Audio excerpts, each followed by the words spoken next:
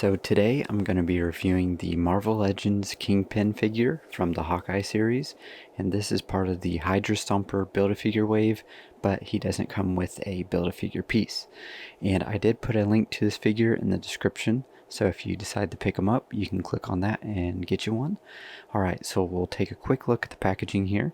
So here on the front we have the KINGPIN figure, Hawkeye logo at the bottom, Hydra Stomper here on the side, and all the other figures in this wave, the KINGPIN figure on the back, and the accessories he comes with. And then on this side we have some cool comic inspired artwork there, and then the Hawkeye logo on top. Alright, so now let's get them open and check them out. No prison can keep me. It's over. So here is what he looks like out of the packaging. So he just comes with an extra set of hands, the fisted hands here, and his cane. And I'm really glad to have an MCU KINGPIN figure. And even though he's part of the Hawkeye series, I'm probably going to have him displayed with my Daredevil figure. But it's really cool to have him finally. So let's go ahead and take a closer look at him. So here's a closer look at that head sculpt, and that face looks just like Vincent D'Onofrio. Looks really good. I'm really impressed with a lot of the Marvel Legends head sculpts that they're putting out here recently. Yeah, that looks really good.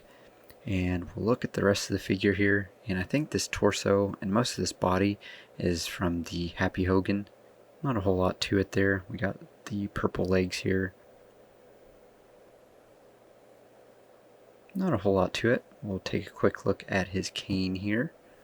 Looks pretty good. We got a little bit of gold paint there in the middle, and then a little bit there towards the top.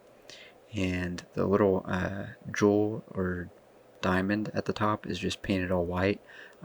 It probably would have been cooler if they made it like a translucent, where it actually looked like a diamond or something. But it still looks good. I'm still happy with it. Then the other hands, just the fisted hands here, not really much to those either. And here is what he looks like next to the Netflix Daredevil and the Netflix Punisher here. He does look a little undersized when you compare him to like these guys, because they're basically like the same height as him. I feel like he needs to be a little bit taller, but I'm glad to at least have an MCU KINGPIN though, even though he's slightly undersized, but still pretty cool.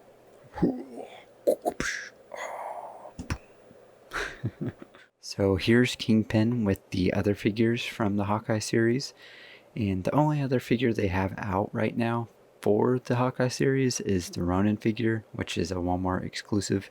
I don't have that one, but I have the rest of these here.